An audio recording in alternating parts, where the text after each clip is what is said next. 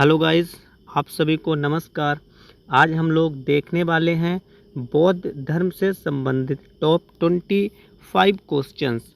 दोस्तों, इन क्वेश्चनों को सॉल्व करने से पहले यदि आपने बौद्ध धर्म और जैन धर्म से संबंधित वीडियो को नहीं देखा है तो सबसे पहले आप उसे जाके देख लें, ताकि उसके बाद में आप यहाँ पे प्रैक्टिस कर पाएँ और आपको पता चल सके जो आपने पढ़ा हुआ है उसमें से कितने क्वेश्चंस आप कर पा रहे हैं और कितने क्वेश्चंस नहीं कर पा रहे हैं। तो चलिए देखते हैं क्वेश्चन नंबर पहला क्या है। पहला है, महात्मा बुद्ध ने ज्ञान की प्राप्ति कहाँ से की थी? ऑप्शन ए है सारनाथ, ऑप्शन बी है मथुरा, ऑप्शन सी है गया और ऑप्शन डी है लुम्बिनी। प्रत्येक क्वेश्चन को पूरा पढ़ने के बाद में लगभग में आपको 10 से 12 सेकंड तक दिए जाएंगे। उसके बाद में मेरे द्वारा आपको सही ऑप्शन यानी जो आंसर होगा वो बताया जाएगा और उसके बाद में व्याख्या भी बताई जाएगी। तो अब आपको दिए जा रहे हैं 10 सेकंड।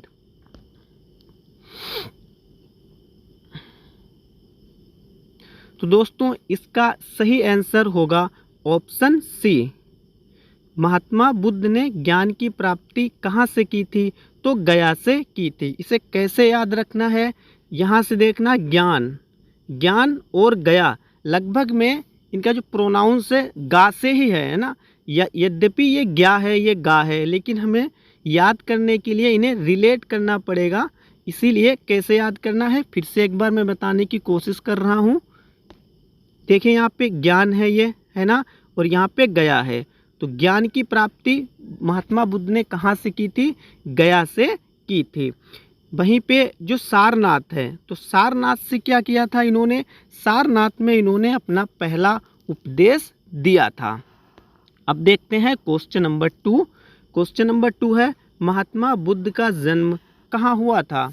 ऑप्शन ए है काशी, ऑप्शन बी है लुम्बिनी, ऑप्शन सी है गया एंड ऑप्शन डी है पावापुरी। अब आपको दिए जाते हैं 10 सेकंड। तो इसका सही आंसर है लुम्बिनी। लुम्बिनी जो कि नेपाल में पड़ती है, वहीं पर महात्मा बुद्ध जी का जन्म हुआ था। अब देखते हैं प्रश्न संख्या 3। तो प्रश्न संख्या 3 है, बौद्ध धर्म की पहली संगति के बारे में सत्य कथन चुने। यहाँ पे आपको क्या करना है? सत्य कथन ही चुनना है। जो गलत है उसे नहीं बताना है, इनमें से जो सत्य है उसे बताना है। ऑप्शन ए है, इसका आयोजन वैशाली में हुआ था। ऑप्शन बी है, इसकी अध्यक्षता सब कामी ने की थी। ऑप्शन सी है, इसका आयोजन 587 ईसा पूर्व, माफ़ी चाहूँगा यहाँ पे पूर्व होना चाहिए, ठीक है, यहाँ पे पूर्व होना चाहिए, ईसा पूर्व में हुआ था। फिर ऑप्शन डी है, इसकी अध्यक्षता महाकश्यप ने की थी। अब आपको दिए जाते हैं 10 सेकंड। तो इसका सही आंसर होगा ऑप्शन नंबर डी, इसकी अध्यक्षता महाकश्यप ने की थी। सिर्फ यही ऑप्शन सही है, बाकी सब गलत हैं। यदि आपने वीडियो देखी होगी तो उसमें मैंने बताया था बौद्ध धर्म में महत्वपूर्ण लगभग में 4 संगतियों का आयोजन किया गया था। इसके लिए आप मेरी वीडियो जो कि मैंने बौद्ध धर्म के ऊपर बनाई है उसे प्रॉपरली देख सकते हैं। उसमें मैंने सारी चीज़ों को कवर किया हुआ है। फिर उसके बाद में देखते हैं प्रश्न संख्या 4 क्या है। प्रश्न संख्या 4 है, महात्मा बुद्ध ने अपना पहला उपदेश कहाँ दिया था? ऑप्शन ए है सारनाथ, ऑप्शन बी है गया, ऑप्शन सी है श्रावस्ती, ऑप्शन डी है कौशाम्बी। अब आपको दिए जाते हैं 10 सेकंड। इसका सही आंसर होगा ऑप्शन ए सारनाथ, जो कि अभी मैंने क्वेश्चन नंबर जब 1 की व्याख्या की थी तो उसमें बताया हुआ था। और साथ ही साथ एक बार फिर से रिलेट कर लें, जो ऑप्शन बी है गया, तो गया में क्या हुआ था? गया में इन्होंने अपनी ज्ञान की प्राप्ति की थी, ठीक है। तो फिर से देखते हैं क्वेश्चन नंबर 5। क्वेश्चन नंबर 5 है, महात्मा बुद्ध ने सर्वाधिक उपदेश कहाँ दिया था? ऑप्शन ए है गया, ऑप्शन बी है कौशाम्बी, ऑप्शन सी है सारनाथ, ऑप्शन डी है श्रावस्ती। अब आपको दिए जाते हैं 10 सेकेंड। तो इसका सही आंसर होगा ऑप्शन डी, श्रावस्ती में। दोस्तों इन दोनों प्रश्नों को मैंने एक साथ रखा हुआ है ताकि इन दोनों में आपको कन्फ्यूजन बिल्कुल भी ना हो। ये जो पहला उपदेश है ये सारनाथ में दिया गया था, है ना, जो ऑप्शन ए है इसका सही होगा। और जो सर्वाधिक उपदेश बोले मतलब संख्या में सबसे ज़्यादा उपदेश कहाँ दिए गए, तो फिर उसका आंसर होगा श्रावस्ती। ओके, तो उम्मीद है यहाँ से आपको कन्फ्यूजन नहीं होगी। अब देख लेते हैं क्वेश्चन संख्या 6 क्या है। उस शिष्य का नाम क्या है जो महात्मा बुद्ध की मृत्यु के समय उनके पास था। ऑप्शन ए जामाल या जमाल, ऑप्शन बी सुभद्रा या सुबुधा। ठीक है, यहाँ पे कहीं कहीं पे आपको बुक में या नेट पे जब आप सर्च करेंगे सुभद्रा भी लिखा हुआ मिल जाएगा और सुबुधा भी लिखा हुआ मिलेगा। ऑप्शन सी है आनंद और ऑप्शन डी है कचहरी। अब आपको दिए जाते हैं 10 सेकेंड। इसका सही आंसर होगा ऑप्शन सी यानी आनंद। आनंद ऐसा शिष्य था जो कि महात्मा बुद्ध के महापरिनिर्वाण के समय उनके पास में था। अब देख लेते हैं प्रश्न संख्या 7। महात्मा बुद्ध ने अपना अंतिम उपदेश किसे दिया था। Option A Anand, option B Subhadra, option C Jamal, option D Prajapati Gautami.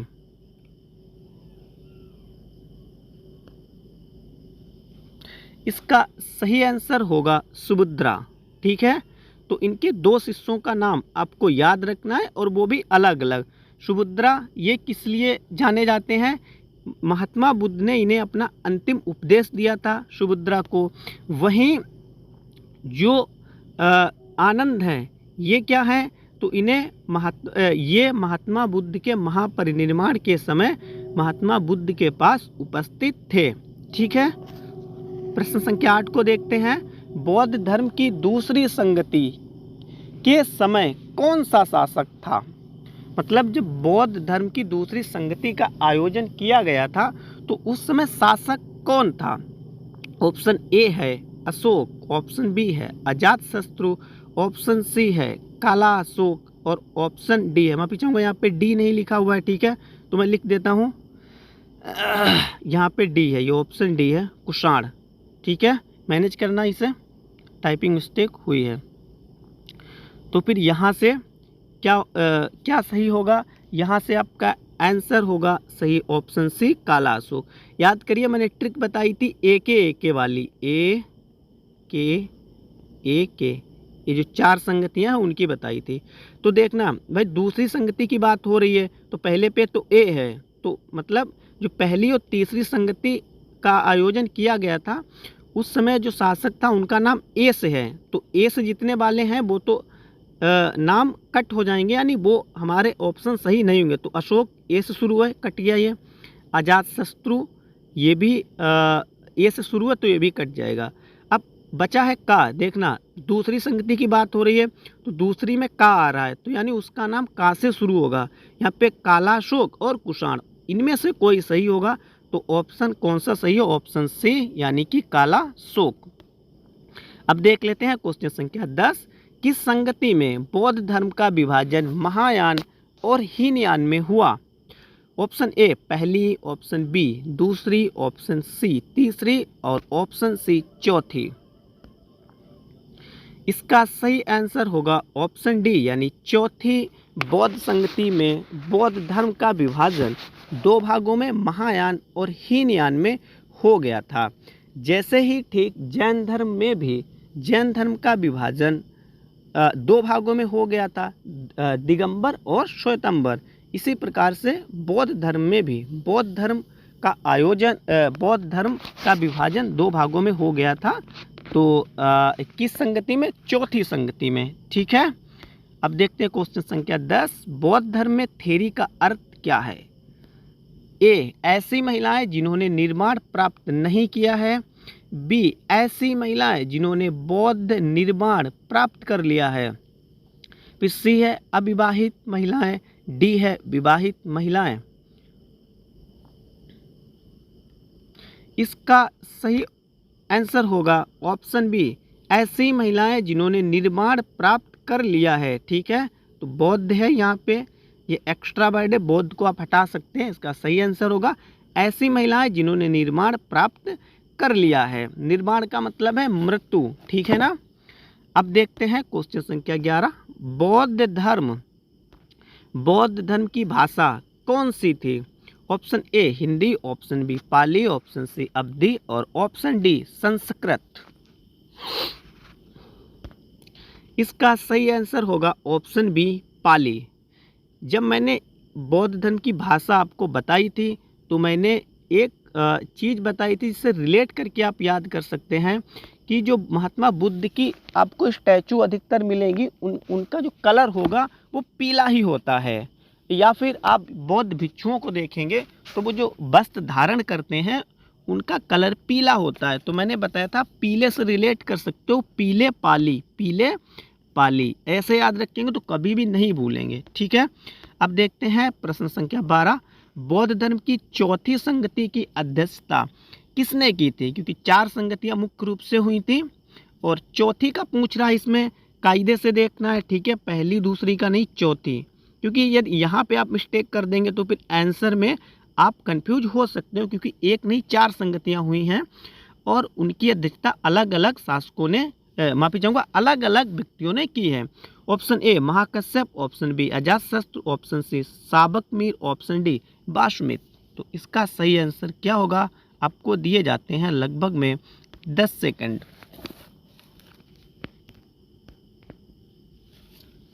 इसका सही आंसर होगा ऑप्शन डी, वासुमित्र ने चौथी संगति की अध्यक्षता की थी। अब देख लेते हैं प्रश्न संख्या 13। महात्मा बुद्ध की मृत्यु है, यहाँ पे माफी चाहूँगा क्या लिखा हुआ है की, ठीक है, यहाँ पे इसे मैनेज करना है। महात्मा बुद्ध की मृत्यु कहाँ हुई थी? Option A Kushinagar MP, option B Kushinagar Bihar, option C Kushinagar UP, option D Kushinagar UK. इसका सही आंसर होगा ऑप्शन सी कुशीनगर यूपी। अब आप यहाँ पे ये कह सकते हैं कि कुशीनगर तो चारों में है, तो फिर ऑप्शन सी कैसे सही हो गया? तो यहाँ पे ये बात आपकी बिल्कुल सही है, कुशीनगर चारों ऑप्शंस में है, लेकिन यहाँ पे ब्रैकेट में ये भी बताया गया है, मतलब ये भी पूछ रहा है कि कुशीनगर किस स्टेट में पड़ता है, तो कुशीनगर यूपी में पड़ता है। और साथ में ये भी ध्यान रखें कुशीनगर इंटरनेशनल एयरपोर्ट भी बनने वाला है। ठीक है, तो साथ में ये भी ध्यान रखें। अब देख लेते हैं प्रश्न संख्या 14। माध्यम मार्ग किस धर्म से संबंधित है? आपके ऑप्शन है, ऑप्शन ए जैन, ऑप्शन बी शैव, ऑप्शन सी बौद्ध, ऑप्शन डी हिंदू। तो इसका सही आंसर होगा ऑप्शन सी, क्योंकि यहाँ पे बात बौद्ध धर्म की ही हो रही है, तो इसीलिए ऑप्शन सी ही सही होगा। बौद्ध धर्म से मध्यम मार्ग संबंधित है। तो मध्यम मार्ग है क्या? वीडियो में भी मैंने बताया था और इस बार भी मैं बता देता हूँ। देखिए, जो जैन धर्म है वो हर किसी भी क्षेत्र में क्या है, कुछ एक्सट्रीम है, कुछ मतलब एक मीडियम मार्ग होता है, मीडियम मार्ग से अपर है। जैसे हिंसा की बात करें तो जैन धर्म कहता है कि बिल्कुल भी हिंसा नहीं करना है, इसीलिए जैन धर्म में खेती को वर्जित कर दिया गया है, क्योंकि खेती करने में किसी न किसी तरीके से हमसे भूल से, चूक से, अनजाने में जो छोटे छोटे जीव होते हैं उनकी हत्या हो जाती है। वहीं बौद्ध धर्म कहता है कि आप जानबूझ के ऐसी हत्याएं, हिंसा मत करें। यदि आपसे कहीं धोखे में, अनजाने में हो जाती है तो वो चलेगा। ठीक है, तो यहाँ पे देखते हैं प्रश्न संख्या 15। बुद्ध के जन्म का प्रतीक है घोड़ा, कमल, माफी चाहूँगा ऑप्शन भी बताता चलूँ। ऑप्शन ए घोड़ा, ऑप्शन बी कमल, ऑप्शन सी सांड, ऑप्शन डी बी और सी। ऑप्शन डी है ना, इसका मतलब क्या? इसका मतलब है कि बी और सी यानी दोनों सही है, तो आपको चुनना है ऑप्शन डी। ठीक है, अब आपको दिए जाते हैं लगभग में 10 सेकंड।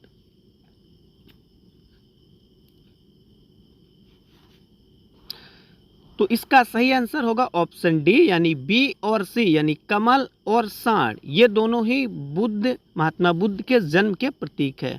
तो फिर प्रश्न उठता है कि घोड़ा किसका प्रतीक है? तो भाई घोड़ा इनके ग्रह त्याग का प्रतीक है, क्योंकि इन्होंने घोड़े पर ही सवार होकर अपने ग्रह को यानी घर को त्याग दिया था। फिर देख लेते हैं प्रश्न संख्या 16, बौद्ध धर्म में त्रिरत्न क्या है?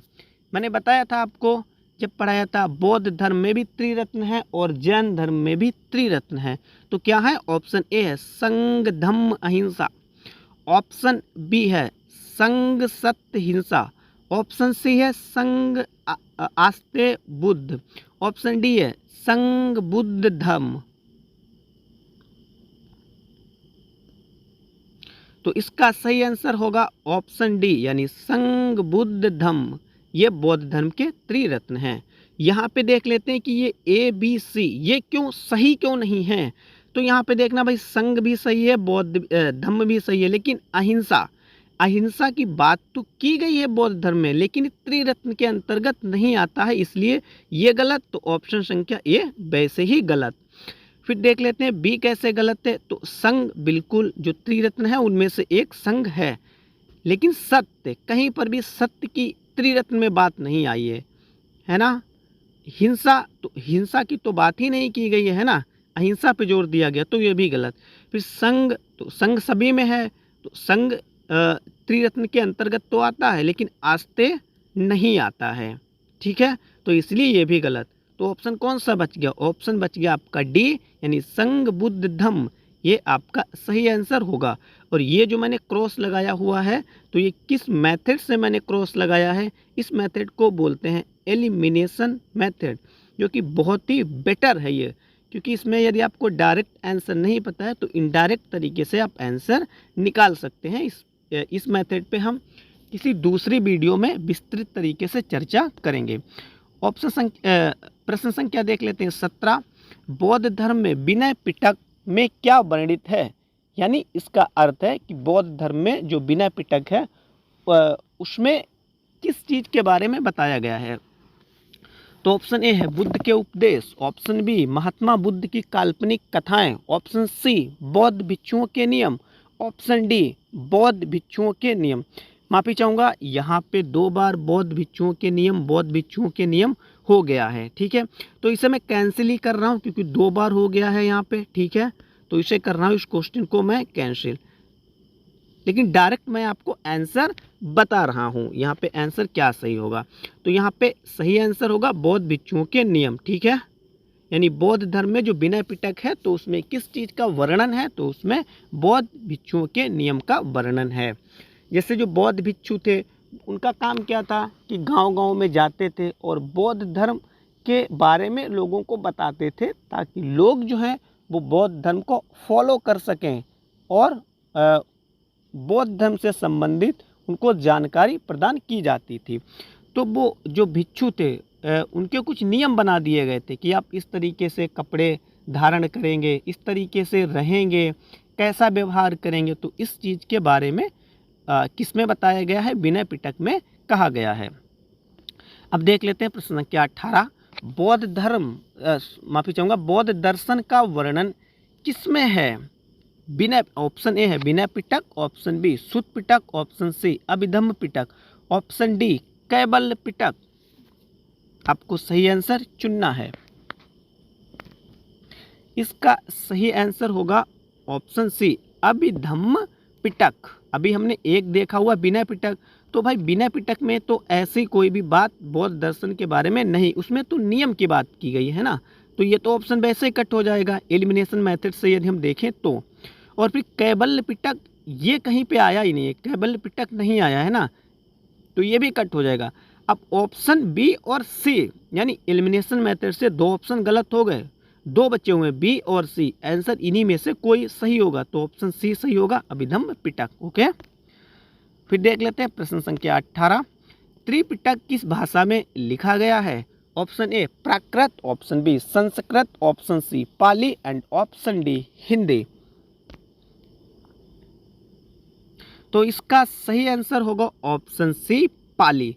अभी मैंने बताया जो बौद्ध धर्म की भाषा है वो पाली ही है, और ये जो त्रिपिटक है ये मुख्य ग्रंथ है बौद्ध धर्म का, तो ये भी पाली में ही लिखा गया है। ठीक है, यदि इस क्वेश्चन को आपको डायरेक्टली नहीं पता है तो आप ऐसे भी कुछ अनुमान लगा सकते हैं, क्योंकि उसकी मुख्य भाषा ही पाली है, तो पाली में ही लिखा गया है ये।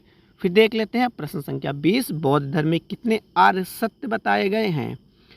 Option A 2, option B 3, option C 4, option D 5। इसका सही आंसर होगा ऑप्शन सी, यानी बौद्ध धर्म में 4 आर्य सत्य बताए गए हैं।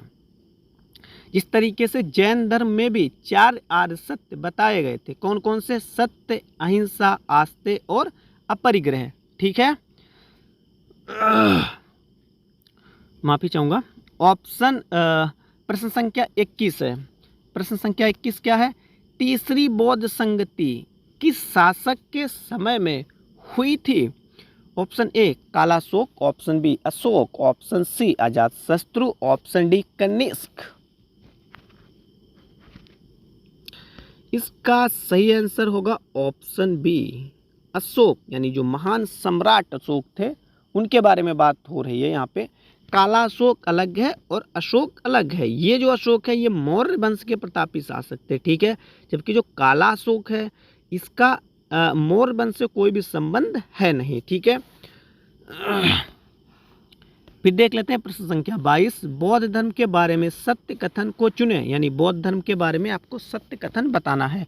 ऑप्शन ए बौद्ध धर्म हिंसावादी है, ऑप्शन बी बौद्ध धर्म अति अहिंसावादी है, ऑप्शन सी बौद्ध धर्म अति हिंसावादी है, ऑप्शन डी बौद्ध धर्म अहिंसावादी है। यहाँ पे मैं आपको थोड़ा सा रिकमेंड ये करना चाहूँगा, जब ऑप्शन बिल्कुल ही क्लोज हों तो फिर आपको ध्यान देने की अधिक आवश्यकता है, क्योंकि यहाँ पे ऑप्शन बिल्कुल क्लोज है ना। देखना, हिंसावादी है, इसमें हिंसावादी है, इसमें अति अहिंसावादी है, इसमें अति हिंसावादी है और इसमें अहिंसावादी है, तो बिल्कुल ऑप्शन क्लोज है। तो यहाँ पे आप बारीकी से ध्यान दीजिए और उसके बाद में अपने प्रश्न का सही उत्तर चुनें। तो इसका सही आंसर क्या होगा, आप जल्दी से चुन लें। इसका सही आंसर होगा ऑप्शन डी, यानी बौद्ध धर्म अहिंसावादी है। फिर देख लेते हैं कि ये ए बी सी, यानी ऑप्शन ए बी सी ये क्यों सही क्यों नहीं है। तो देखो, बौद्ध धर्म हिंसावादी है, बिल्कुल ना भाई ना, हिंसा की तो बात ही नहीं की गई है ना। हिंसावादी कैसे, हिंसा की बात नहीं की गई है। फिर ये बौद्ध धर्म अति अहिंसावादी है, तो दोस्तों ये प्रश्न सही होने वाला था लेकिन सही नहीं है। क्यों? क्योंकि इसमें अति लगा दिया गया है। अहिंसावादी है, अति अहिंसावादी नहीं है। वहीं यदि हम जैन धर्म की बात करें तो जैन धर्म अति अहिंसावादी है, क्योंकि वो हिंसा को बिल्कुल भी बर्दाश्त नहीं कर रहा है, चाहे आपसे वो हिंसा जाने में हुई हो या अनजाने में हुई हो। वहीं बौद्ध धर्म कहता है कि अगर अनजाने में यानी बाय मिस्टेक आपसे कहीं हिंसा हो गई है तो वो क्या है, वो बौद्ध धर्म में चलेगा। ठीक है, लेकिन जैन धर्म में नहीं चलेगा। फिर ऑप्शन सी क्यों गलत है? बौद्ध धर्म अति हिंसावादी है, तो जी नहीं, हिंसा की तो बात ही नहीं की गई है ना। इसीलिए ऑप्शन क्या बच गया? ऑप्शन बच गया डी। आप यानी यहाँ पे यदि आपसे डायरेक्ट आंसर नहीं निकल रहा है तो आप यहाँ पे एलिमिनेशन मेथड आराम से लगा सकते हैं। ठीक है ना, देखो एलिमिनेशन मेथड से तीनों कट गए तो ऑप्शन डी ऑटोमेटिक सही हो जाएगा। फिर देख लेते हैं प्रश्न संख्या 23, बौद्ध धर्म की दूसरी संगति किस ईसा पूर्व में और कहाँ आयोजित की गई थी? यहाँ पे दो चीज़ें पूछी गई हैं।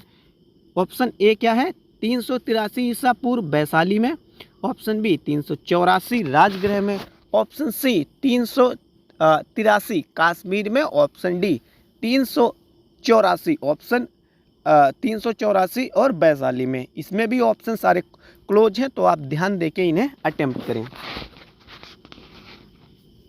इसका सही आंसर होगा ऑप्शन ए, यानी कि 383 और वैशाली में बौद्ध धर्म की दूसरी संगति का आयोजन किया गया था। फिर देख लेते हैं प्रश्न संख्या 24, सूत पिटक संबंधित है। ऑप्शन ए जैन धर्म, ऑप्शन बी बौद्ध धर्म, ऑप्शन सी हिंदू धर्म, ऑप्शन डी इस्लाम धर्म। इसका सही आंसर होगा ऑप्शन बी, यानी बौद्ध धर्म से सूत पिटक संबंधित है। फिर देखते हैं प्रश्न संख्या 25, बौद्ध धर्म विश्वास करता है। ऑप्शन ए है अतिहिंसावादी, ऑप्शन बी है अति अहिंसावादी, ऑप्शन सी है पुनर्जन्म, ऑप्शन डी है आत्मावाद। इसका सही आंसर होगा ऑप्शन सी यानी पुनर्जन्म। अब यहाँ पे ये भी देख लेते हैं कि ए, बी और टी ये ऑप्शन गलत कैसे हैं। तो ऑप्शन ए तो मैंने अभी ऊपर बताया है, अतिहिंसावादी है, मतलब अतिहिंसा में विश्वास रखता है बौद्ध धर्म, तो ऐसा तो नहीं है, हिंसा में विश्वास नहीं रखता है। फिर ऑप्शन बी अति अहिंसावादी, तो अहिंसावादी तो है लेकिन अति अहिंसावादी ये नहीं है, तो ये भी गलत हो गया। देखना, हमें यदि डायरेक्ट ये आंसर नहीं पता है तो हम एलिमिनेशन मेथड से इसे कैसे निकाल सकते हैं। फिर ऑप्शन डी आत्मावाद, जी नहीं, ये अनात्मावाद पर विश्वास रखता है, तो ऑप्शन डी वैसे भी गलत हो गया। फिर ऑप्शन बचा क्या, आपके पास एक ही ऑप्शन बचा, ऑप्शन सी यानी बौद्ध धर्म पुनर्जन्म में विश्वास करता है। फिर देख लेते हैं नेक्स्ट क्वेश्चन, क्वेश्चन संख्या 26। यहाँ पे 25 है लेकिन 26 होना चाहिए क्योंकि 25 तो ये वाली है ना। क्या है, महात्मा बुद्ध ने ज्ञान की प्राप्ति कहाँ पर की थी। ऑप्शन ए बरगद वृक्ष के नीचे, ऑप्शन बी पीपल वृक्ष के नीचे, ऑप्शन सी बोधि वृक्ष के नीचे, एंड ऑप्शन डी बी और सी। इसका सही आंसर होगा ऑप्शन डी यानी बी और सी, यानी पीपल वृक्ष के नीचे और ऑप्शन सी बोधि वृक्ष के नीचे। अब यहाँ पे आप ये सवाल पूछ सकते हैं कि दो वृक्षों के नीचे क्या इन्होंने ज्ञान की प्राप्ति की थी, तो जी नहीं, जो पीपल वृक्ष है उसको ही बोधि वृक्ष भी कहा जाता है, इसीलिए मैंने ये दोनों ऑप्शन दिए हैं ताकि आप दोनों एक साथ में याद करें और आपको कन्फ्यूजन बिल्कुल भी ना हो। तो अंत में आपके कितने 26 प्रश्नों में से कितने प्रश्न सही हुए आप हमें कमेंट के माध्यम से बता सकते हैं। वीडियो आपको कैसी लगी, यदि वीडियो आपको पसंद आई हो तो हमारी वीडियो को लाइक, शेयर एंड सब्सक्राइब करना ना भूलें।